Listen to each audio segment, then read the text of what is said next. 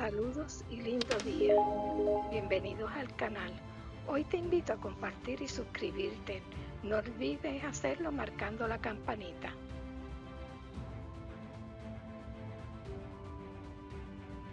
Saludos, nos alegra tenerlos nuevamente en el canal y en esta entrega de hoy tenemos la primera parte de la serie de 3 llamada Explotación Infantil y los Testigos de Jehová. Tenemos aquí en esta presentación la forma en que la organización Watchtower Bible and Tract Society fue organizando a través del tiempo el uso de niños con el propósito de difundir literatura y propaganda de sus publicaciones. La Asamblea General de las Naciones Unidas ha instado a la comunidad internacional a emprender actividades para erradicar el trabajo forzoso y el trabajo infantil y declaró 2021 como el año para la eliminación del trabajo infantil. Esto pueden encontrarlo en la Organización Internacional del Trabajo en la dirección que se muestra. El término trabajo infantil suele definirse como todo trabajo que priva a los niños de su niñez, su potencial y su dignidad y que es perjudicial para su desarrollo físico y psicológico. Y esto se encuentra en el Programa para la Erradicación del Trabajo Infantil de la Organización Internacional del Trabajo. Así pues, se alude al trabajo que es peligroso y perjudicial para el bienestar físico, mental o moral del niño cuando interfiere con su escolarización, puesto que les priva la posibilidad de asistir a clases, les obliga a abandonar la escuela de forma prematura o les exige combinar el estudio con un trabajo pesado y que insume mucho tiempo.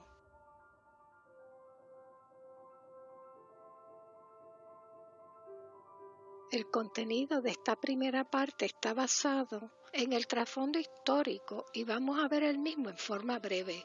El concepto de Armagedón, la explotación infantil, la cual está contenida en la revista Consolation, Luz y Verdad, y las conclusiones de esta parte del tema, explotación infantil y los testigos de Jehová.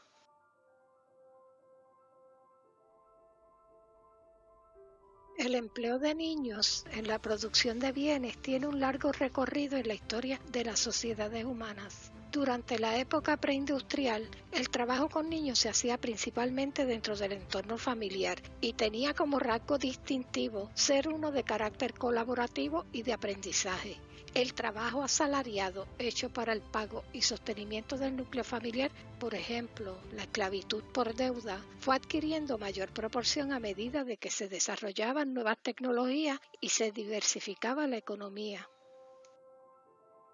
Luego de la primera revolución industrial, del 1750 al 1850, y la segunda revolución industrial, del 1870 a 1950, ocurre el punto más alto en la participación de menores de edad como parte de la fuerza laboral asalariada. Estos escenarios desembocaron en largas jornadas de trabajo, 14 o más horas, y sueldos paupérrimos, en condiciones de empleo nefastas para los niños y niñas, siendo la desnutrición, enfermedades y la muerte la orden del día.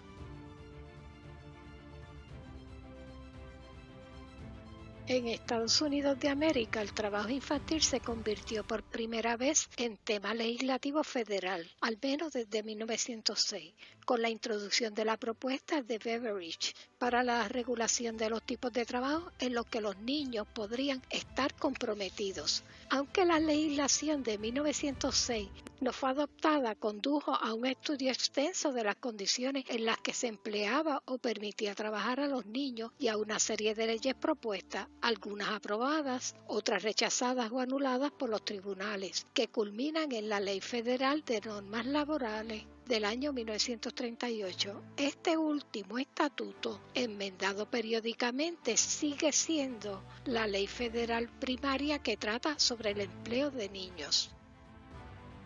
Al principio, el movimiento sindical expresó una fuerte oposición al trabajo infantil. El activista laboral de Nueva York, Samuel Gompers, promovió la reforma del trabajo infantil a finales del siglo XIX y más tarde, Como presidente de la Federación Americana del Trabajo, usó su influencia para mejorar la suerte de niños trabajadores. La entonces defensora de los trabajadores, Mary Harris, mejor conocida como Mother Jones, aportó mayor visibilidad a la difícil situación de los niños trabajadores y también a la de sus padres. Luego de organizarse en el año 1899, la Liga Nacional de Consumidores, bajo liderazgo de Florence Kelley, organizó la campaña contra el trabajo infantil, al igual que un grupo importante de trabajadores sociales, clérigos e individuos. En 1904, estas fuerzas se unieron con el establecimiento del Comité Nacional del Trabajo Infantil, que a partir de entonces se convirtió en el dínamo principal del movimiento para poner fin a la explotación de los niños en el lugar del trabajo. Durante el tiempo en que estos eventos estaban en pleno desarrollo, el movimiento de los estudiantes de la Biblia, luego testigos de Jehová, se hallaba expandiendo su mensaje por medio de los peregrinos, colportores y trabajadores de clase, más tarde publicadores de congregación. Con el aumento de impresión de literatura a causa del discurso de los millones, o sea, millones que ahora viven no morirán jamás, y posterior notable crecimiento de adeptos, reciclaron los ejemplares que tenían del misterio terminado, Finished Mystery, haciendo una campaña de predicación de casa en casa bajo el lema "Una cosa hago, colocar el ZG". Y aquí está la explicación de qué era el ZG, como pueden ver en la lámina. A medida que aumentaban las congregaciones a nivel nacional e internacional, los medios de propaganda que utilizaba la Watchtower Bible and Tract Society para diseminar la literatura hacía imperativo que se estableciera un medio de distribución preciso y costo efectivo. La organización Watchtower Bible and Tract Society, la Asociación Internacional de los Estudiantes de la Biblia, IBSA, allá en Inglaterra, entra en un periodo de diversificación en el modo de llevar a cabo esta empresa.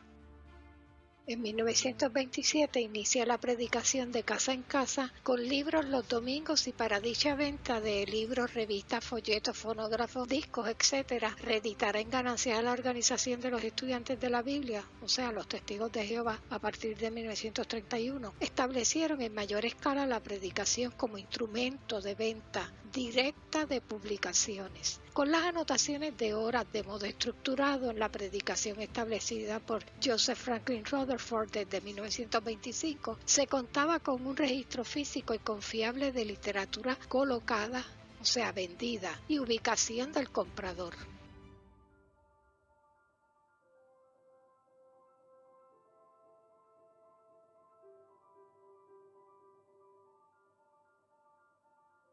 Podemos observar en este gráfico los diferentes métodos de propaganda que se utilizaban y se utilizan todavía para poder llevar a cabo la expansión de la distribución de la literatura para venta, que en este tiempo todavía se vendía la literatura. Les recomiendo que vean este video en este mismo canal titulado Detrás del escenario. En dicho video se muestra el mecanismo de propaganda que utiliza la organización Watchtower Bible and Tract Society y están desglosados todos esos medios con muestras y ejemplos de los mismos. Esta línea de tiempo expone cómo fue que el señor Charles D. Russell inicia los estudios de la Biblia con ese pequeño grupo de asociados en el año 1870. Comienza para el 1899 una obra voluntaria de distribuir tratados, ir a las puertas de la iglesia los domingos y participaban todos los que estaban asociados en ese momento, pero era de carácter voluntario. Luego, para el 1911, comienza la obra de extensión de las clases.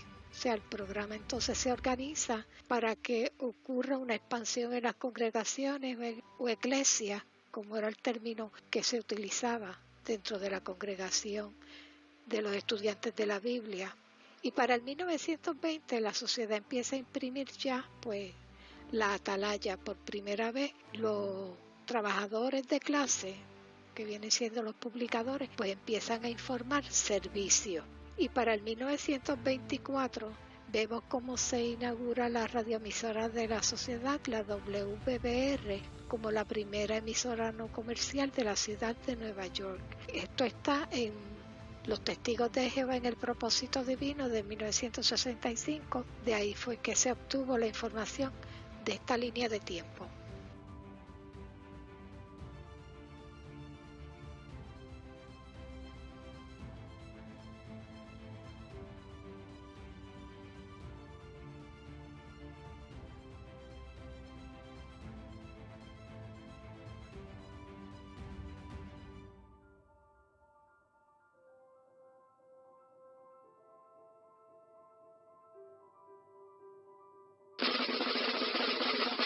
Llegamos al subtema número 2, que es Armagedón, y aquí tenemos que la palabra Armagedón solamente aparece en la Biblia una sola vez, y ella se encuentra en Apocalipsis o Revelación 16:16. Como la organización Watchtower Bible and Tract Society ha capitalizado esa palabra Armagedón y le ha dado una nueva dimensión dentro de los adeptos de esta secta u organización. ¿Qué es Armagedón? La palabra Armagedón es proveniente de la expresión Ar-Magedón, que significa monte de Meguido, local situado aproximadamente a 30 kilómetros al sur de Nazaret. Es un término bíblico que significa el lugar donde acontecerá la batalla entre las fuerzas del bien y del mal.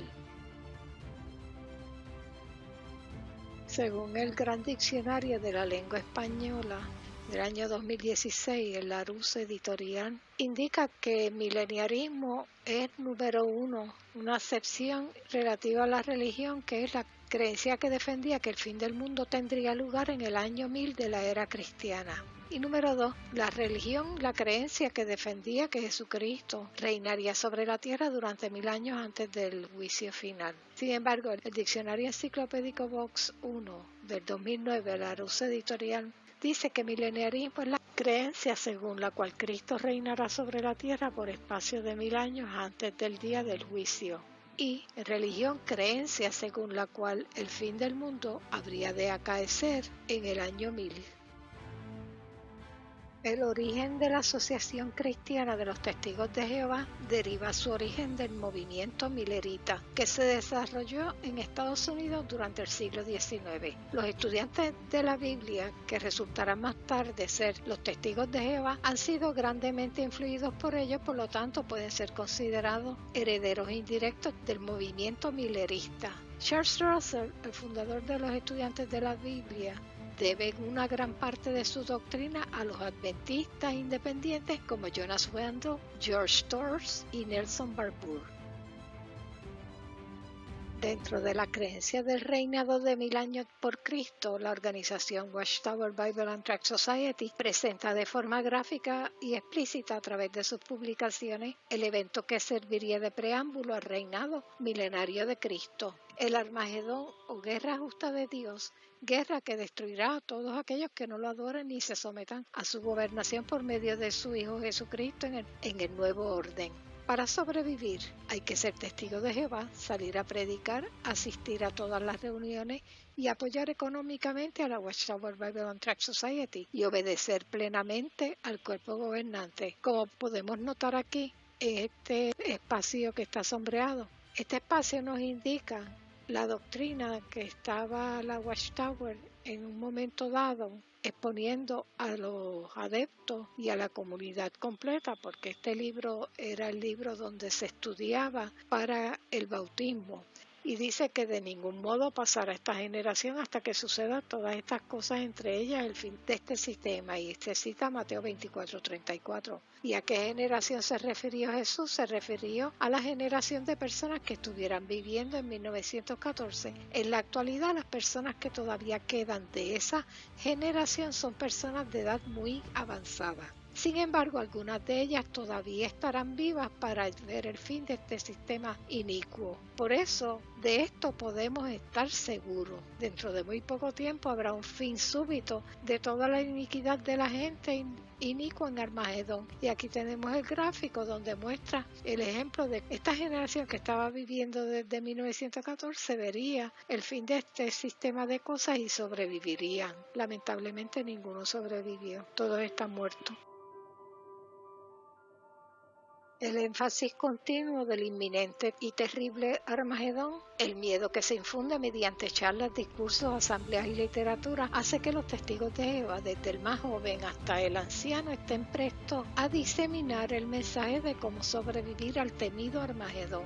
¿Por qué? Porque de no hacerlo se les reclamaría la sangre, o sea, la vida, de las personas a las cuales tuvieron la oportunidad de predicarles y no lo hicieron. De esta manera perderían la oportunidad de pasar al nuevo orden, o sea, al nuevo sistema de cosas, o sea, el paraíso, y vivir para siempre junto a los resucitados y tener de mascota un león. Ahora bien, ¿en qué momento la Watchtower Bible and Tract Society, la Watchtower Bible and Tract Society Incorporated, la International Bible Students Association, IBSA, y Congregación Cristiana de los Testigos de Jehová comenzó a impulsar que la niñez formara parte de su equipo propagandístico para distribución y venta de su literatura? Del 5 al 13 de septiembre del año 1922 se celebró la asamblea en Cedar Point y Joseph Franklin Rutherford justifica mediante el texto de Mateo 24:14 diciendo a los presentes la necesidad de salir a anunciar el reino denodadamente con ustedes son sus agentes de publicidad. Es aquí en esta asamblea donde queda establecida la venta de literatura a gran escala. Sucedió de tal manera porque el discurso de los millones por Rutherford acrecentó la venta y estudios bíblicos, ya que estaba próximo a ocurrir en 1925 el terrible Armagedón.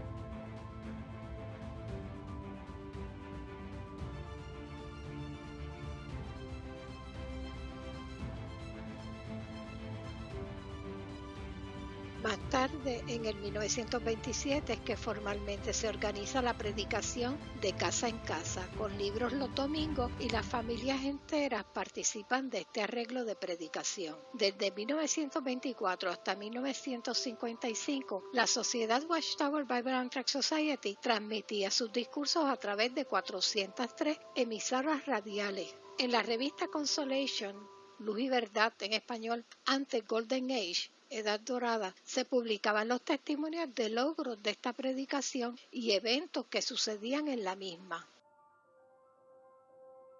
Entre los instrumentos que utilizaba la organización era la predicación con gramófono. Aquí vemos tomados del libro Los Testigos de Jehová, Proclamadores del Reino de Dios. De aquí se sacó dicha información, muestra cómo la predicación de casa en casa con un gramófono se hacía. La persona cargaba con dicho artefacto y entonces colocaba los discursos del juez Rutherford que estaban grabados en los discos y eran discursos aproximadamente de 4 a 5 minutos máximo y la persona lo escuchaba. En total la sociedad dice aquí que produjo más de 47,000 máquinas de este tipo para anunciar el mensaje del reino. Pero debido pues a que esto no era muy práctico estar cargando con tantos artefactos, equipos, discos, etcétera, la presentación oral entonces se le dio énfasis y por ende se necesitaban personas que salieran a la predicación de casa en casa hasta que se abandonó pues el uso de estas máquinas. Y aquí tenemos que cuando Rutherford publica la cantidad de libros grandísima que él escribía y todas las publicaciones que tenía la sociedad Watchtower, tenemos entonces como la tirada media de cada publicación, las reimpresiones, edición, eran inmensas y se necesitaban personas que distribuyeran toda esta literatura que estaba produciéndose a gran escala para ese entonces y los años subsiguientes. En Charleroi, Pennsylvania, 20 testigos de Jehová fueron arrestados ejerciendo su derecho de colocar, o sea, vender revistas en la calle.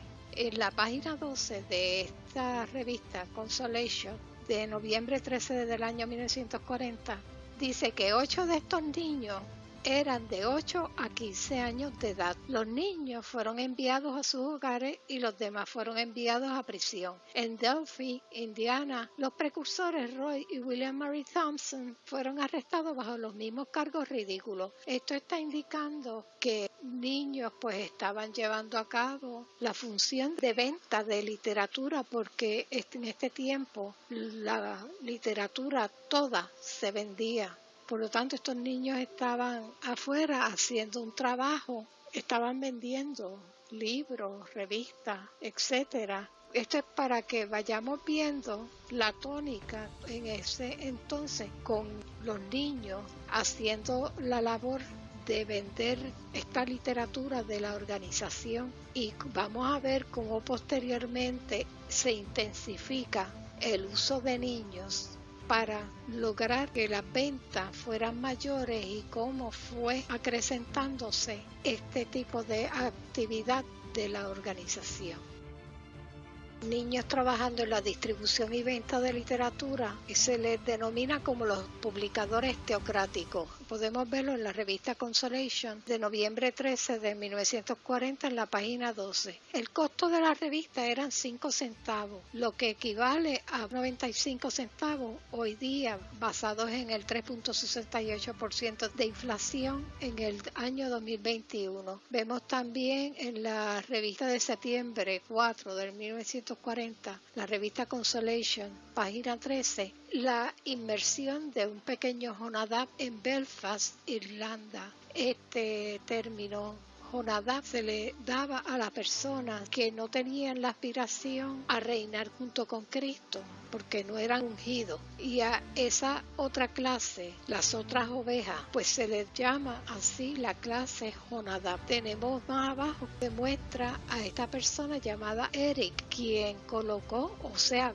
vendió 290 folletos e hizo 193 horas al mes. Y como observamos en la fotografía, Eric tiene un impedimento físico y así lo está presentando la organización, capitalizando en esa condición de Eric. Utilizan la discapacidad de una persona como medio de propaganda para sus fines, que es aumentar los bienes del reino, aumentar la entrada de personas a la organización, porque las personas son simplemente bienes potenciales que tenga esa persona para dejarlos a la organización, como a través de sus actuaciones hemos visto en el tiempo.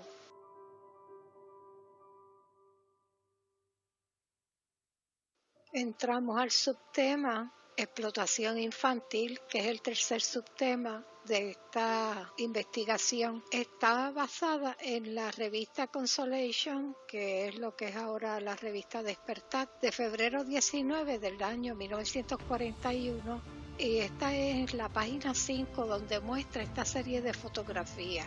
Vamos a tener en esta presentación atención en los números 7, 9 y 16, porque estos son personas de las cuales se va a estar tocando relatos sobre su vida y relatos sobre las acciones dentro de la organización Watchtower.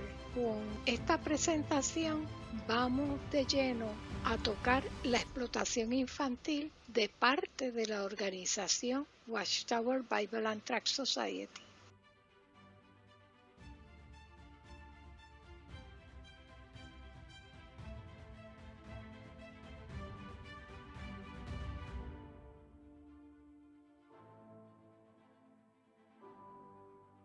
podemos ver un legado que la propia organización ha dispuesto para que toda persona que busque en su literatura antigua pueda encontrarla. Estas fotografías son testimonios y pruebas que está dando la propia organización Watchtower Bible and Tract Society de cómo explotaban a la niñez para ganancia monetaria con la venta de publicaciones, mano de obra gratis, sin responsabilidad de lo que a estos niños les pudiese ocurrir en el proceso. O sea, la organización tiene responsabilidad vicaria respecto a toda la actividad que estos niños llevaron a cabo y siguen llevando a cabo.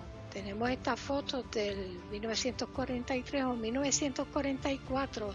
Jack Stephen Hardy nació, según dice él mismo, en el año 1939 en la revista La Atalaya de Estudio de febrero de 2021 en la página 21. Y aquí lo tenemos. ¿Qué edad podría tener en ese momento Stephen Hardy? 5 o 6 años, probablemente no lo sabremos a ciencia exacta, pero por la apariencia que muestra el niño que está señalando con la flecha, según está señalado en la propia revista, pues aquí Stephen Hardy nos dice, sin hablar, su edad. Tenemos publicadora teocrática de Fairhope, Alabama, vendiendo literatura. Y eso está en la revista Consolation, ahora Despertar, de octubre 16 de 1940 en la página 25. En la Asamblea Teocrática de los Testigos de Jehová en San Luis, Missouri, celebrada del 6 al 10 de agosto del año 1941, el señor Joseph Franklin Rutherford estaba sirviendo como orador principal en el discurso titulado Integridad el día 6. Consolad a todos los que lloran el sábado 9 y para el domingo 10 de agosto el discurso de clausura Los hijos del rey, es donde se distribuyó este libro que ya portado ustedes pueden ver aquí, llamado Hijos.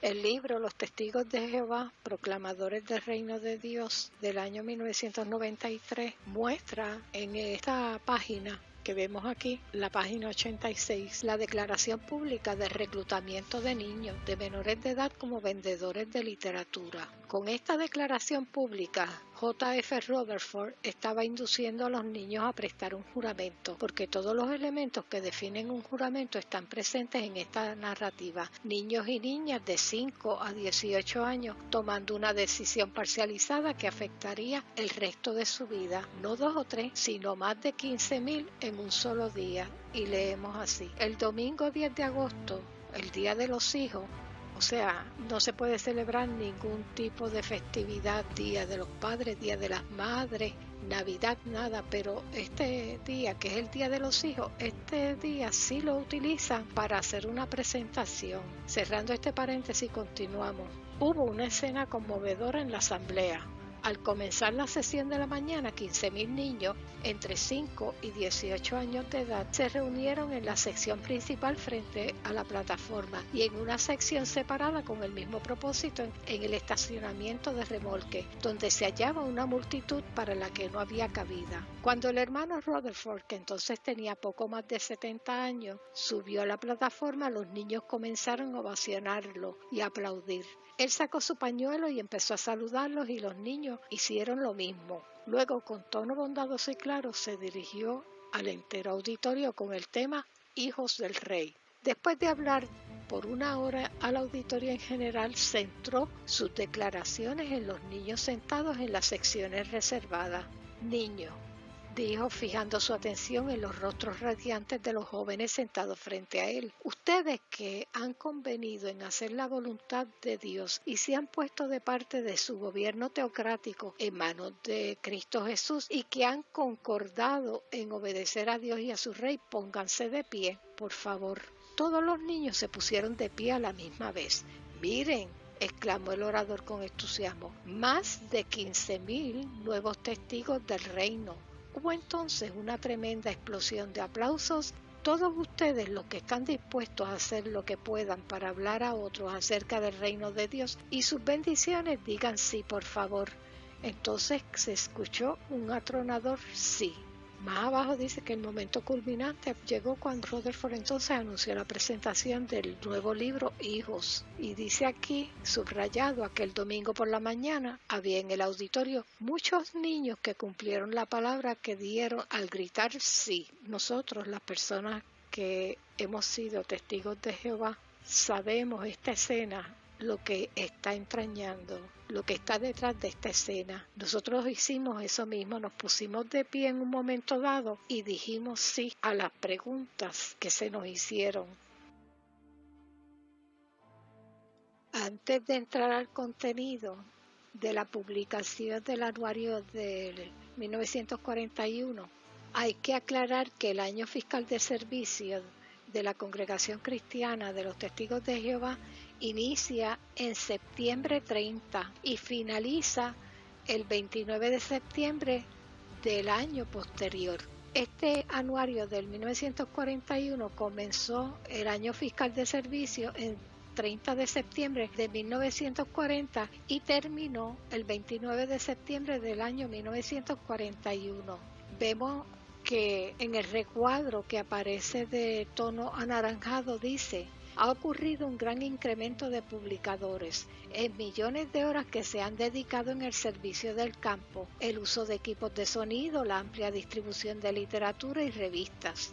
Todo lo cual hace que este sea el más grande testificar hecho en esta tierra. La razón para este tremendo aumento en publicadores, que ha alcanzado el pico de 58.009 en junio, puede ser atribuido al hecho, primero, de que el Señor está reuniendo la muchedumbre, y segundo, aquellos que han estado compartiendo el trabajo de dar testimonio, dando alimento a las personas de buena voluntad hasta el fin, para que vean claramente el reino y vivan. Tenemos la parte inferior que dice que los publicadores regulares para el 1940 en forma de comparativa eran 35.466 y al finalizar el año fiscal en 1941 eran 47.762, demostrando una ganancia en adeptos en publicadores regulares, y los publicadores regulares son aquellos que son bautizados.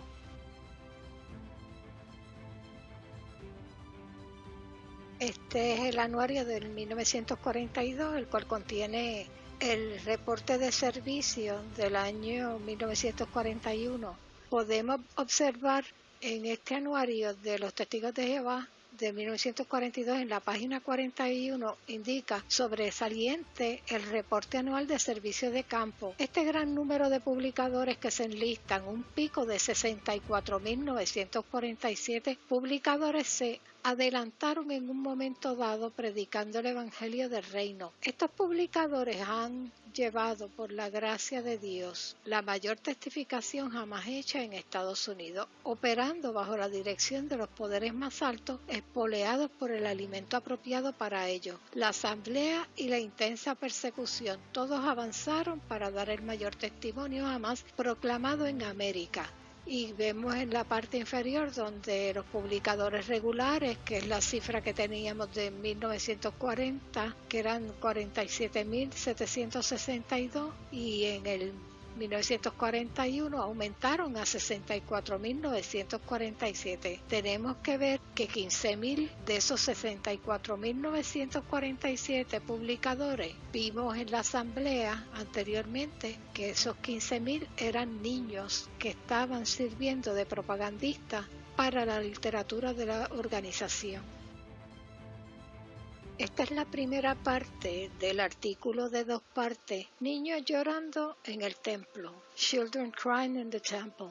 Inicia en esta primera parte citando a Mateo 21, 14 al 16, e ilustra mediante una fotografía de la familia Steinman, familia bendecida, donde todos los 13 publicadores del Reino de Jehová mayores de 6 años se ocupan en la obra de evangelización.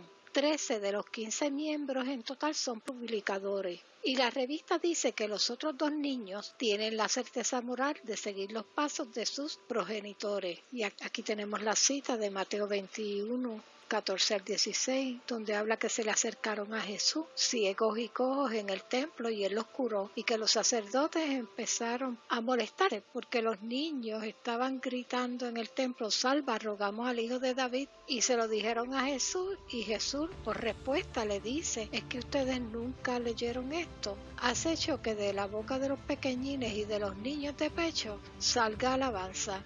Y dejándolos allí, salió de la ciudad y se fue a Betania, donde pasó la noche. Y basándose en este texto, pues la organización expuso este artículo de 2 partes en la revista Consolation, ahora Despertad, en febrero 19 de 1941. Páginas 3 al 7, y en el volumen corresponden a las páginas 99 a las 103.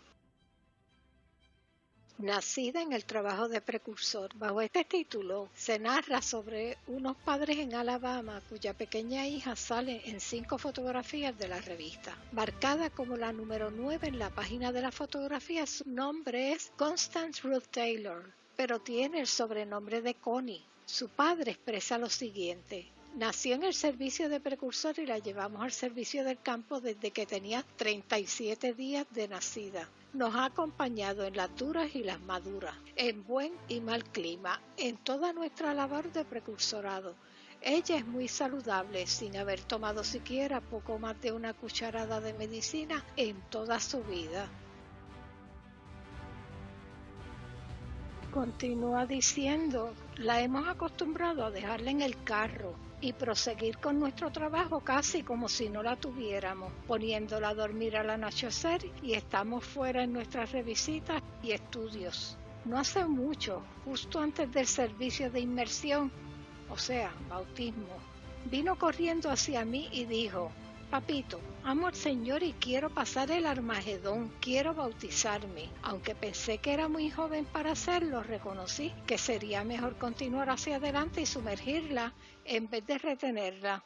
Calle abajo, en la esquina de la calle, el otro día en el trabajo de revista, le di una watchtower, atalaya. Para empezar, la instruí para que dijera: atalaya 5 centavos.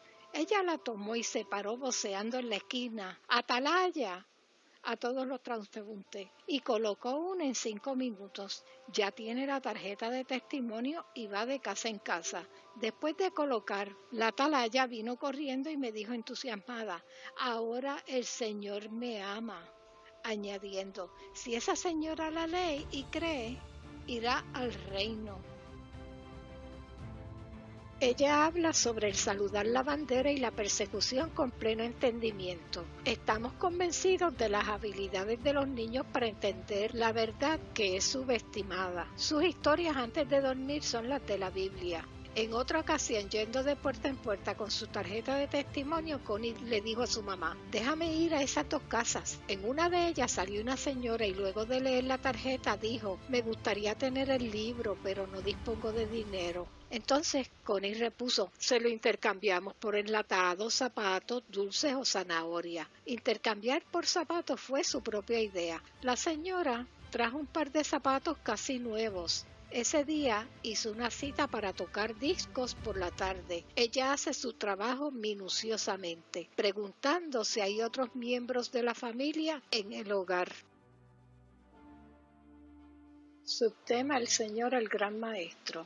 En el recuadro, que está coloreado de amarillo, indica que el Señor no hace acepción de personas, y los menores que lo aman y honran le son tan queridos como los mayores. Tiene maneras de brindar asistencia a los que lo necesitan, reteniendo temporalmente la protección a otros. Unos padres en Nebraska escribieron acerca de 2 de sus niñas. Lea sobre la pequeña niña que recibió una bendición mientras que la otra obtuvo otra cosa, pero aprendió de ello. Esther fue con nosotros al servicio del campo, pasándolo bien. Marie, que es tímida, se quedó en casa. Al otro día en la escuela los niños insultaron y abusaron a Marie hasta que los maestros tuvieron que intervenir. Los peores niños en la persecución de Marie fueron los hijos de una mujer quien había amenazado con que nos arrestaran el jueves anterior. Qué extraño que la más miedosa fue la marcada, pero la intrépida no fue molestada. Pero María aprendió algo más y vendrá con nosotros de ahora en adelante. Las cosas más interesantes en el mundo son la gente, y son más interesantes antes de echarse a perder que después. Palabra viene de Arizona de 2 niños de 7 años que salieron en el trabajo de revistas. Uno colocó, o sea, vendió 3 revistas y obtuvo 15 centavos. El otro no colocó ninguna. El distribuidor superior estaba dispuesto a dar un níquel, moneda de 5 centavos, por una revista para que su hermano que estaba haciendo muecas mostrara algo en su reporte. No lo hizo. Allí le advirtió al de malas caras que no podía hacer muecas y vivir en el reino y que prontamente estaría dirigiendo leones alrededor. Y mi mamá no se preocupará por mí tampoco y tú vas a ser un sirviente malo. Ambos han estado fuera en el servicio de revistas. Tal parece que Scooter y Scruffins darán el grado y no son sirvientes malos en Arizona después de todo entre los jóvenes de 7. Esta es la página 5 del artículo que estamos analizando, que es niños llorando en el templo. Aquí aparecen los nombres de los niños y en forma de tabla se ha colocado quién es cada uno de ellos. Y ya conocimos a la número 9, que es Connie, Constance Ruth Taylor, y hemos visto la labor que ella hace como parte de su servicio como publicadora, ya que sus padres pues son precursores y la llevan con ellos a su labor de precursor. Y hemos visto como Connie, como Constance, pues una vendedora de publicaciones. Vamos a pasar con los siguientes de los nombres. El número 1, no aparecen datos de este niño, pero les adelanto que en el artículo segundo que sigue a esta serie, la parte 2, aparece qué le sucedió a este niño. Y les adelanto pues que este niño falleció y vamos a ver cómo esa información es utilizada como medio de propaganda. El recuadro número 2, un marchante, o sea, un marchante es el que marcha cuando hay convenciones o cuando hay campañas de publicación masiva de la organización. Pues los marchantes eran cartelones ambulantes de propaganda sobre el evento que se iba a llevar a cabo. Y aquí tenemos ese marchante de 3 años en Columbus, Ohio. El número 3, marchante de información de 6 años. El número 4 es un pequeñito de 3 años de Durham, Carolina del Norte, publicador en la calle. Y este niño en un mes vendió 40 revistas. Tenemos que Jonadab, de 3 años, que testifica en las calles de Richmond, Virginia, por 1 hora cada sábado y disfrutó la asamblea como cualquier mayor. A este se le denomina Jonadab porque sabemos que la Jonadab es la clase que acompaña al resto ungido. Son las otras ovejas. Su trabajo es vender revistas y publicaciones en la calle. Número 7. Lauren Gerke, de 10 años, con muleta. Hace 6 años es una publicadora regular de la teocracia en su hogar en el estado de Washington. Lauren es publicadora desde que tenía 4 años y es una publicadora regular de la teocracia. Ese es su trabajo. El número 8, publicador teocrático de revista en Gary, Indiana. Número 9, ya conocemos a Connie. El número 10, publicadores de la teocracia en Virginia. Número 11, publicadores de revistas teocráticas en Yonkers, Oklahoma. Número 12, publicadores de la revista teocrática, todos de una misma familia, de Gulf, Illinois. Número 13, publicador de revista teocrática en Fairhope, Alabama. Número 14, publicador de revista teocrática en Boise, Idaho.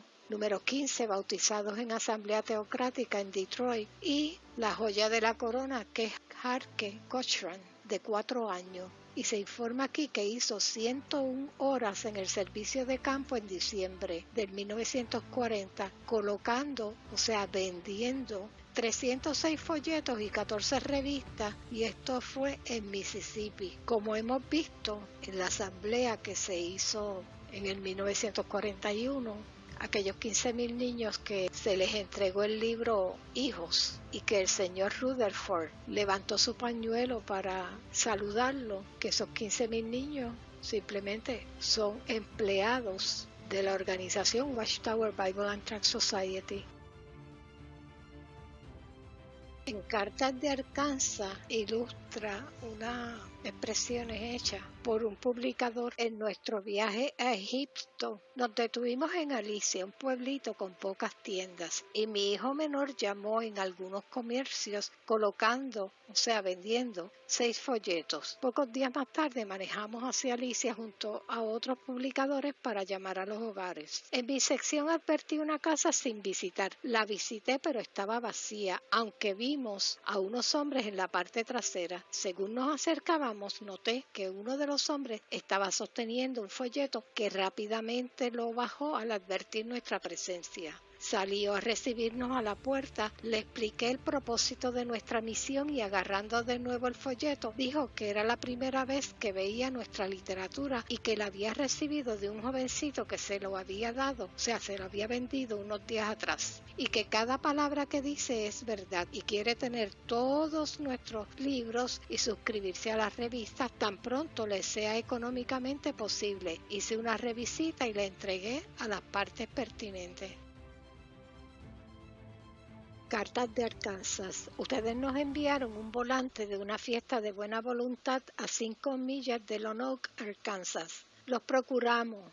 Jugamos 3 series con ellos y pudimos interesarlos en atender un estudio de la atalaya. Ellos no tienen automóvil, de modo que los llevamos por 15 millas de Carlisle al estudio de la atalaya por unos cuantos domingos. El hombre manifestó el deseo de bautizarse. Desde entonces su esposa y 3 de los 4 niños han continuado y ahora tenemos un agradable estudio en su hogar. Y esto fue por el señor F.B. Sargent y esposa, precursores.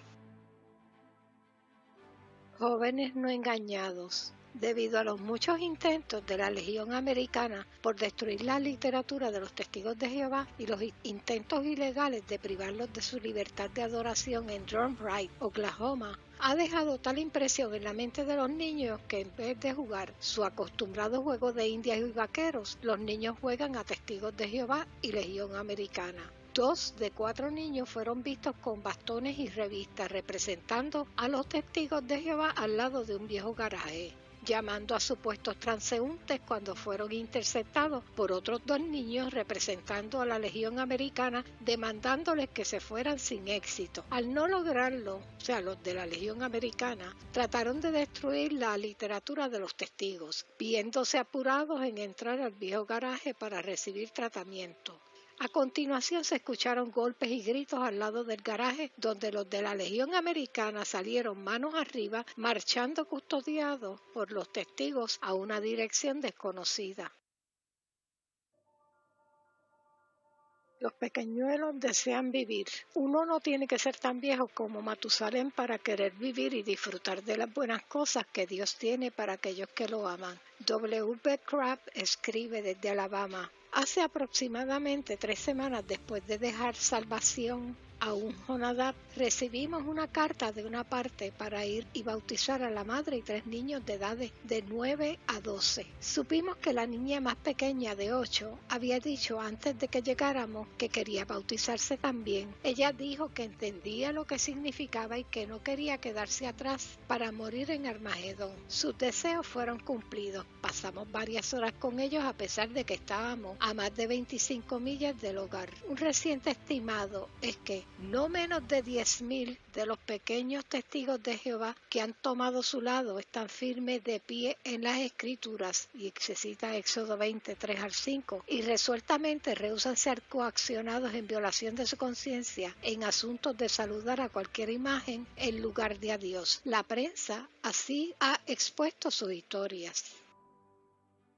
De aquí en adelante, la revista Consolation presenta expresiones de funcionarios en contra de la expulsión de las escuelas a estudiantes que se niegan al saludo de la bandera y actos patrióticos. En la sección Hogar de los Valientes, Home of the Brave, apoya la interpretación que hace el periódico de Nueva York Herald Tribune sobre el trato a los menores testigos de Jehová, con la deposición en la Corte Suprema de Eloise Jarman, de 11 años, en Alabama. Eloise fue firme, sin cantidad de engatusamiento, suplicar, amenazar, incluida la amenaza de que todos sus pequeños compañeros de escuela la rechazarían, que sería expulsada, podría cambiar la mente. Finalmente el maestro llamó a otro maestro sobre esto. Eloís les explicó cuidadosamente y en detalle por qué no podía saludar una bandera. Dijeron: ¿está todo el mundo equivocado y solo los testigos de Jehová tienen razón? Explicó Eloís de por qué el mundo entero iba a ser destruido en Armagedón. La Biblia dice eso y la Biblia es la palabra de Dios. Los dos profesores estaban perplejos. ¿Qué iban a hacer con esta decidida pequeña testigo para Jehová? Ellos llamaron al principal. Este caballero actuó de manera más extraña que incluso la propia Eloís. Él solo se rió y rió. Vaya, esto no es gracioso, dijo un maestro. Para pensar, él dijo: esto finalmente ha llegado a nuestro colegio. El silencio reinó por un momento. El director continuó: Eloís no tiene que saludar la bandera. Más tarde, Eloís trajo a la escuela los folletos Lealtad y el juez Rutherford descubre a la quinta columna. Los profesores decidieron tomarlos para leerlos, primero yendo a una conferencia privada para discutir esto completamente. Al día siguiente, el maestro de Eloís instruyó al resto de los niños que no se atrevieran a molestarla sobre este asunto, y el principal dijo a Eloís: Eloís, me has dado el sentimiento más extraño sobre las cosas.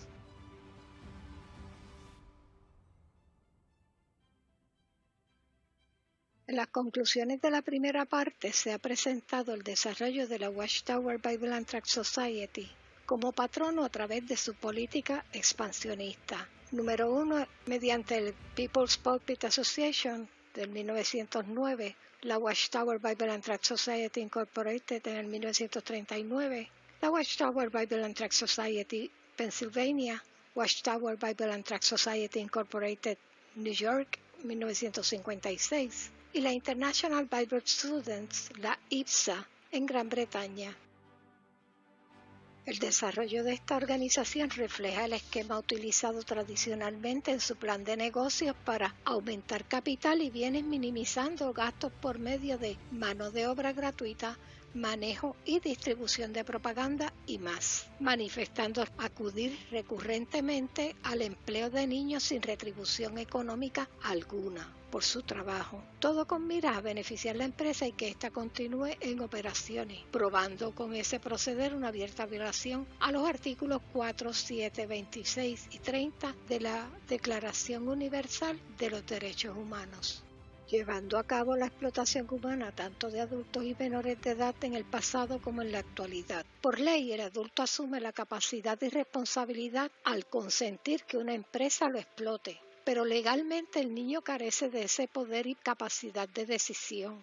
Es aquí donde entra la violación de la Watchtower Bible and Tract Society al artículo 16 de la Declaración Universal de Derechos Humanos, donde en el mismo está invocado el derecho de la familia a la protección de la sociedad y del Estado como ente de origen de la propia sociedad.